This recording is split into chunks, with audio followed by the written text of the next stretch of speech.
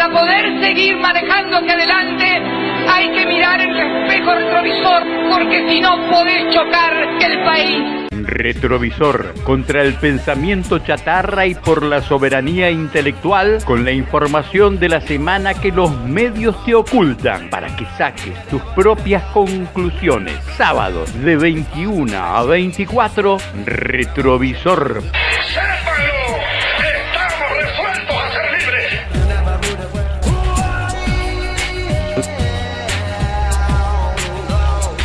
La guerra de los mundos.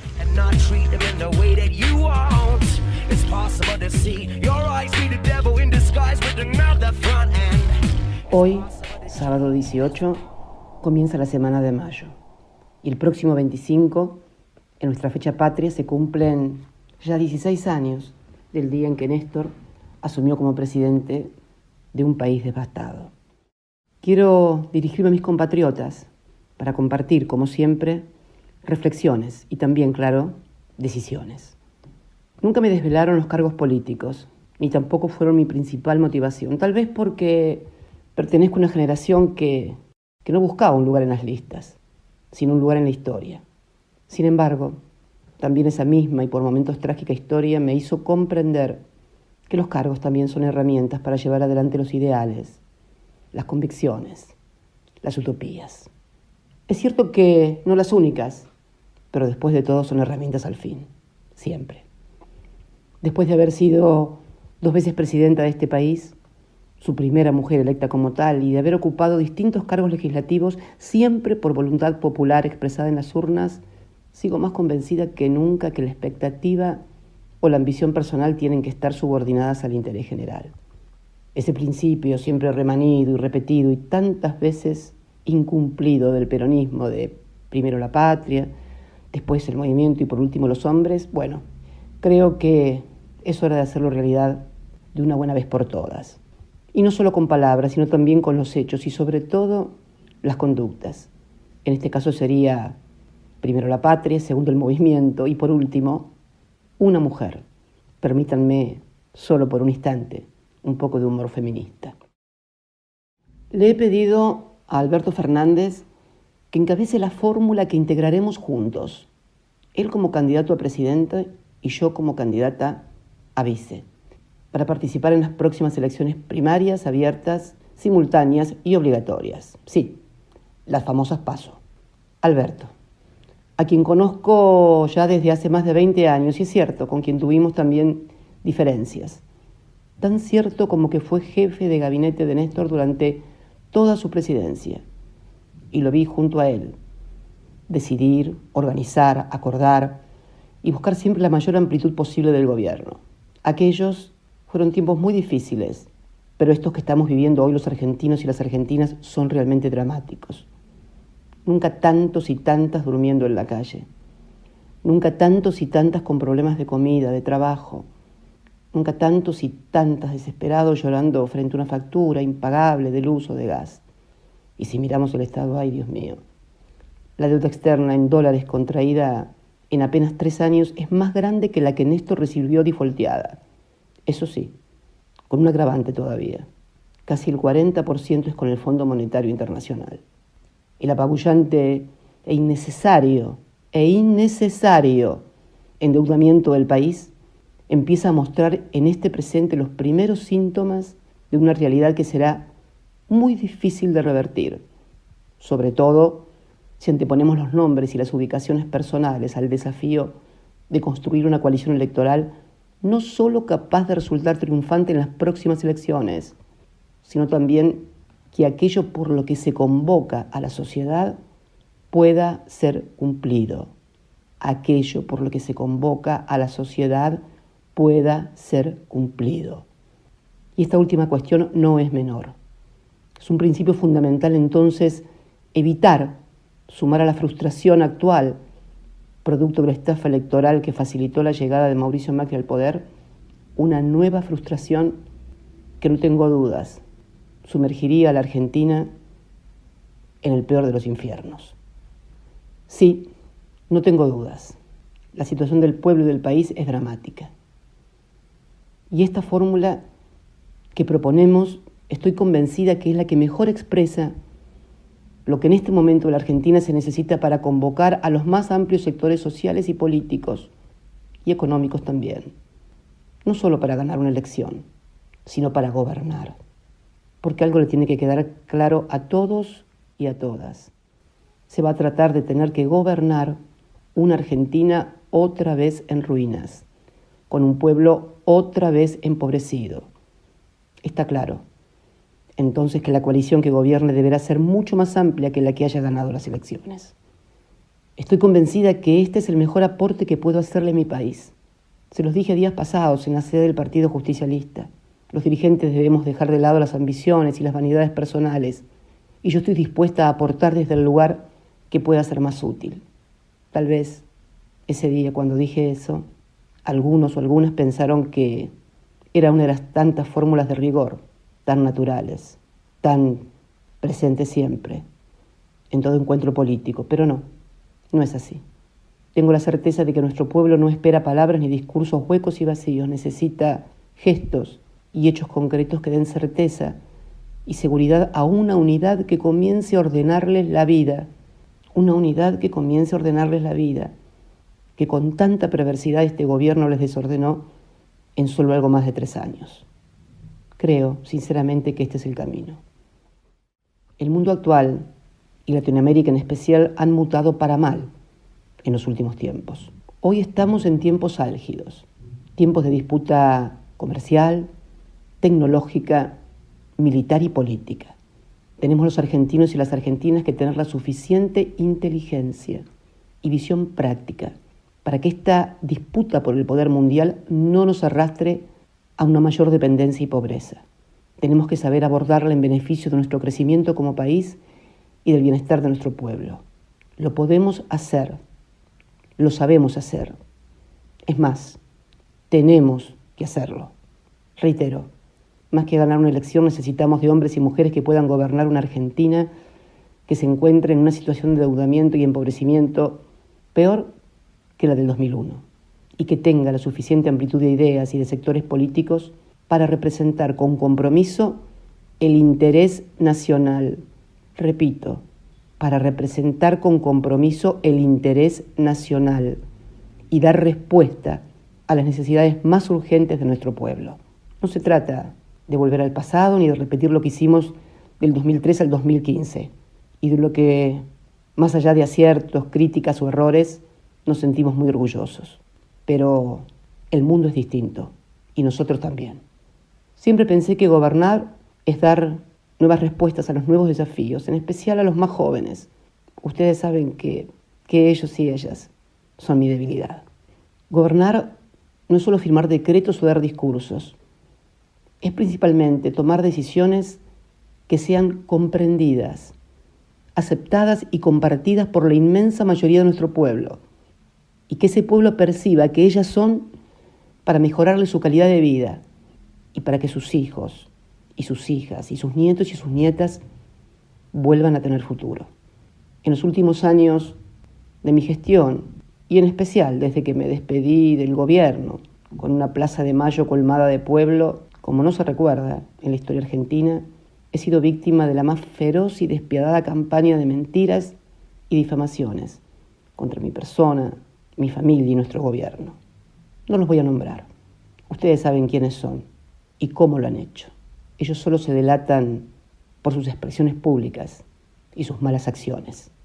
No es casual, además, que esas mentiras, esa difamación y ese odio le han servido a aquellos que las instalaron para beneficiarse en lo económico hasta límites nunca vistos, y todo ello a costa del más fenomenal endeudamiento de la nación y del peor y más rápido empobrecimiento del pueblo argentino. Sin embargo, no me guían ni el odio ni el rencor. Al contrario, mi decisión es una contribución a la construcción de un país distinto, que la tomo como una inmensa responsabilidad frente a la historia. El otro día, cuando en la Sociedad Rural presenté mi libro, Sinceramente, el que veo y siento como un aporte a la discusión, el debate y el conocimiento histórico de los problemas de los argentinos, propuse un nuevo contrato social de ciudadanía responsable. Ese nuevo contrato social no es más ni menos que la búsqueda y una mirada práctica que genere una base de orden. Un nuevo orden que permite el desarrollo individual de las personas dentro de las condiciones humanas y espirituales, pero siempre, siempre en el marco de una realización social y colectiva, para evitar que el esfuerzo de cada argentino y cada argentina termine siendo devorado por el egoísmo y el individualismo. Tenemos que entender, de una buena vez y para siempre, que el descontento o el enojo individual nunca modificaron el statu quo, nunca transformaron la realidad. Pero si ese descontento adquiere etapas superiores de unidad y coordinación, va a abandonar el camino de la queja para transformarse en el camino de la propuesta. Y yo quiero ser la primera en esto de ejercer el acto de responsabilidad ciudadana, dejando de lado ambiciones o vanidades personales. Asumo con gran compromiso y responsabilidad este nuevo desafío, con el convencimiento absoluto que es lo mejor para nuestro pueblo y nuestra Argentina. A mis compañeros y compañeras les pido que estrechemos filas acompañando una fórmula, militando y trabajando con alegría y esperanza, porque el triunfo depende de nosotros mismos y de lo que cada uno de nosotros vaya aportando. Yo creo, sinceramente, estar dando hoy el primer paso. Comprender el presente de nuestra nación obliga a no pensar en la suerte y el destino personal de cada uno. Pero de todos modos les puedo asegurar que el que me reconozcan hoy, al punto de poder ser elegida nuevamente por ciudadanos y ciudadanas para conducir los destinos de nuestra patria, es reparador luego de tantos agravios y halagador después de tanto esfuerzo. Pero no estamos para los halagos. Y alguien decía que la experiencia es un peine que te dan cuando te quedas pelado. Bueno, aún tengo bastante pelo. Y una experiencia construida desde muy chica en la militancia política que tuvo como corolario el orgullo de haber sido 8 años presidenta de todas y todos los argentinos. Esa experiencia no estuvo exenta de errores, pero se transforma en un valor solo si se la toma en cuenta y se la escucha. La experiencia es eso. La experiencia no es la perfección. Al contrario, creo que más bien sirve y estimula a la comprensión. A mis compatriotas que están angustiados por perder el trabajo si aún lo conservan, que están angustiados por los precios que no dejan de subir y las tarifas de los servicios públicos que son impagables. A mis compatriotas que también están preocupados porque el gobierno sigue endeudando al país en una obscena timba financiera de tasas de interés astronómicas y rematando dólares prestados. A mis compatriotas que contemplan absortos cómo el Estado cada vez se aleja más del pueblo y solo beneficia a los sectores más poderosos y ricos. A todos ellos y a todas ellas les pido que no desmayen, que no se resignen. Sabemos y saben que un país mejor no es una utopía, que un país mejor es posible porque ya lo vivimos, lo acariciamos y lo sentimos.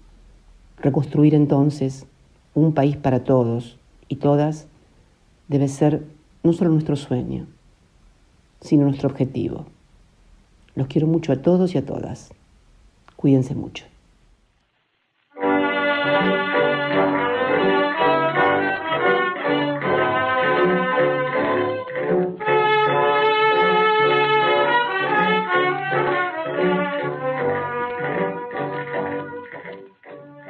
Good evening, ladies and gentlemen. From the Meridian Room in the Park Plaza Hotel in New York City, we bring you the music of Raymond Raquello and his orchestra. With a touch of the Spanish, Raymond Raquello leads off with La Campesita.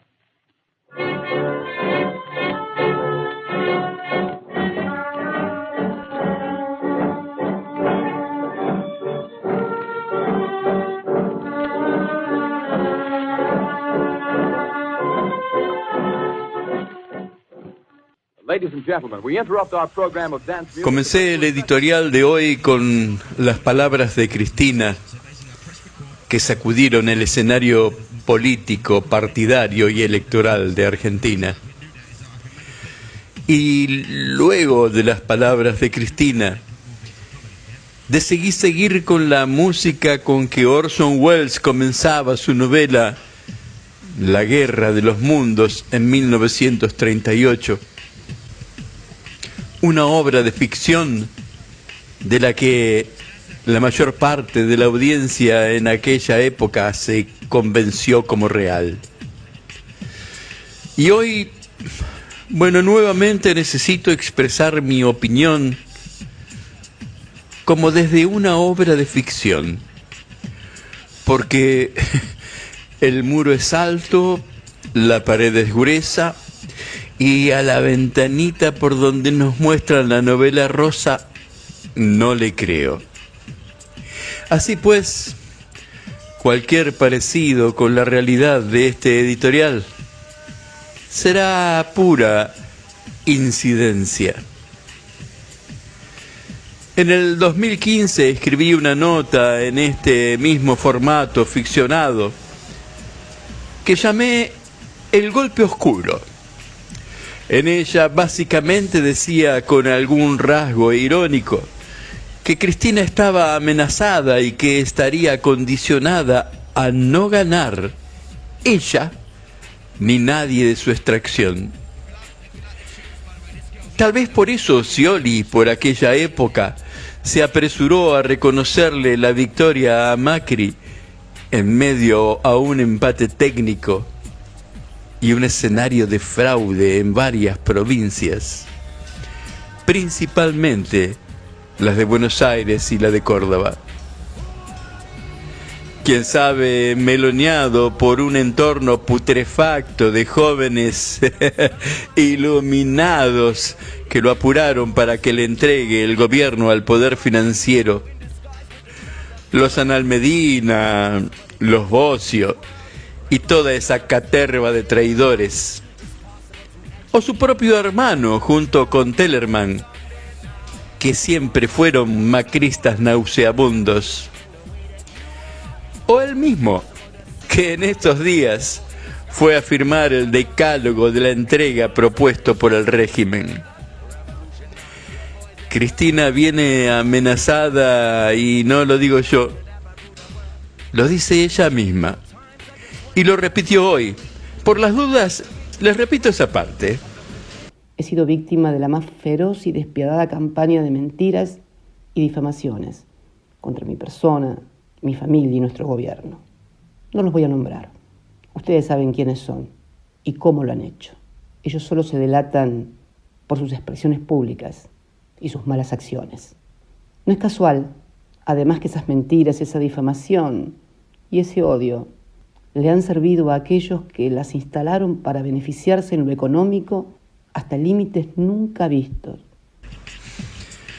Cristina se refirió al panorama sombrío que nos ahoga y habló de lo que pueda ser cumplido, algo así como la opción del mal menor. Hizo además un abordaje geopolítico que también describió incierto y por eso pidió inteligencia y visión práctica para que esa disputa no nos arrastre, dijo, a una mayor pobreza y dependencia. No hizo referencia a la entrega de recursos naturales de la patria, ni al peligro inminente de su fraccionamiento, cuestión por la cual, tratándose de ella, mi hipótesis de la amenaza se refuerza, porque estamos invadidos, estamos ocupados por el enemigo y la patria se está entregando. Estamos en guerra. Y estamos en guerra aunque no lo notemos, como no se notaba en Hiroshima qué era lo que caía del avión. Pero creo que esta ha sido una jugada magistral de Cristina, con la que no sé si están felices desde el poder y sus sonrientes conspicuos. Algo me dice que el tablero ideal del poder en las sombras era Cristina presidenta. Vice cualquiera, cuanto peor mejor, para poder hacerle la gran Dilma Temer, para no dejarla gobernar, hacerle juicio político y quedarse finalmente con el poder. Cristina pateó el tablero, le gana la parada a los caranchos y lo pone de prepo a Alberto Fernández como candidato a presidente, dejándolo en franco orsay político. No creo en Alberto Fernández. Bueno, ¿por qué?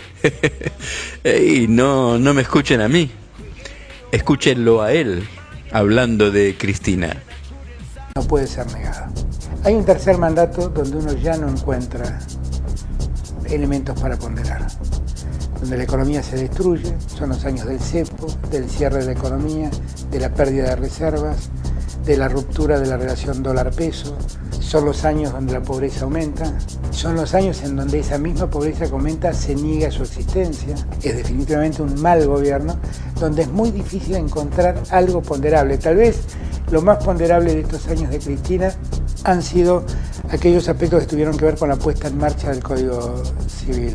Después toda su acción institucional es deplorable, todo lo que hizo en materia judicial es deplorable, toda su intromisión en la justicia es deplorable, lo que hizo con el Consejo de la Magistratura y con la designación de los jueces subrogantes, lo que inició con la llamada democratización de la justicia, todo eso es deplorable.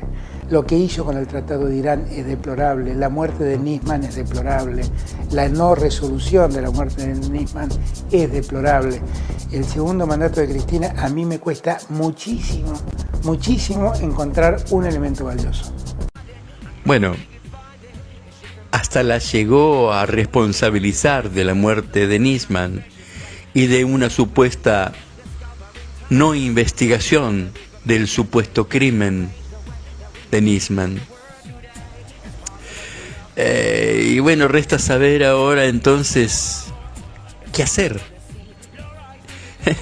y bueno, seguir el camino de la construcción del ciudadano propio, es decir, desintoxicarnos para poder asumir nuestra soberanía intelectual y así construirnos ideológicamente sin preconceptos dogmáticos, para poder ejercer esa capacidad política en el terreno partidario y en la instancia electoral, no habiendo sido capaces de generar el bien mayor, y bueno, ir por el mal menor, porque lo único que queda después del mal menor es el mal peor, cosa que habría que enseñarle a Del Caño y sus inefables acólitos.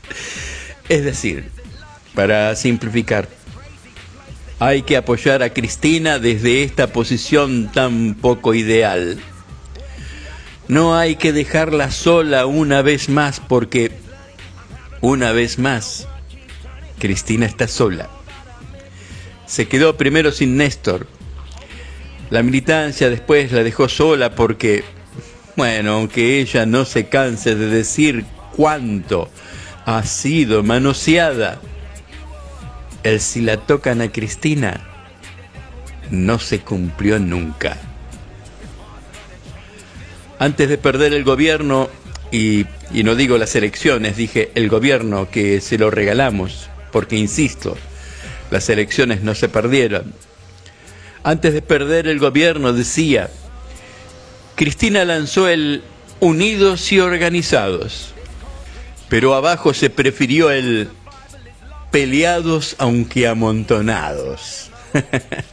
Cuando Cristina, resignada, pidió que nos empoderemos, preguntamos, ¿cuándo vuelve Cristina? Cuando Cristina dijo en la plaza que si sentíamos que los dirigentes no nos representábamos, era porque los dirigentes éramos nosotros. Preguntamos nuevamente, ¿cuándo vuelve Cristina? Después Cristina dijo que no necesitábamos candidatos en una reunión rodeada de candidatos. Dijo que necesitábamos dirigentes. Y esos candidatos eran dirigentes. Pero volvimos a preguntar, ¿y cuándo vuelve Cristina? Y cuando Cristina, cansada, volvió a decir, agregando una palabra, rodeada una vez más de dirigentes y de candidatos, dijo que no necesitábamos candidatos, que necesitábamos nuevos dirigentes, agregando la palabra nuevos. Pero preguntamos nuevamente, ¿cuándo vuelve Cristina? Y no supimos o no quisimos construir una alternativa válida de base. Como si Cristina fuera una especie de delivery de las soluciones políticas para las que nosotros no necesitamos hacer nada. Y así nos va. ¿Qué hubiera sido de Perón sin el 17 de octubre? ¿Y quién llamó a movilizarse el 17 de octubre? ¿Perón? No, negativo. Perón no llamó al 17 de octubre.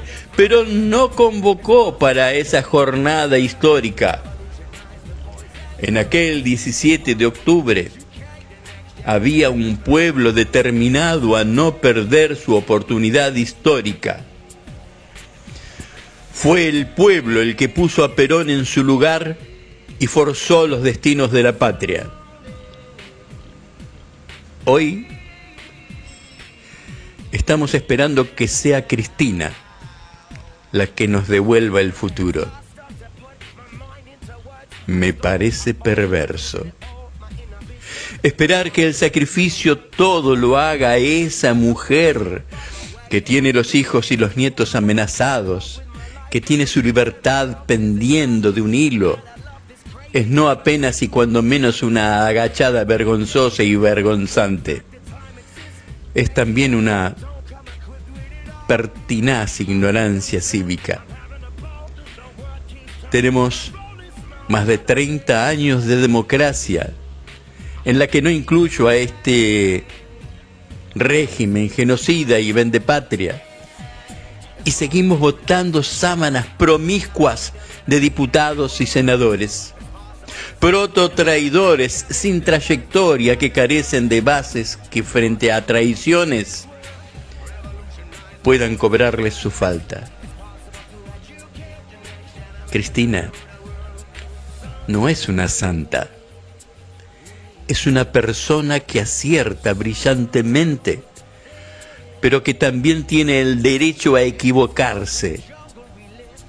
El tema es quiénes estarán en el momento del error para advertirla o para socorrerla, en vez de sonreírle y asentir obsecuentes, aplaudiendo como focas.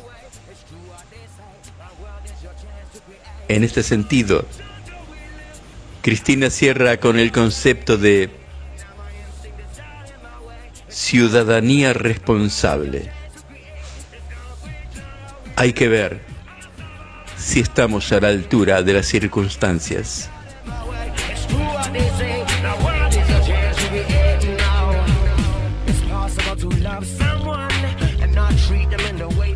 Soy Enrique Vox y esto es Retrovisor.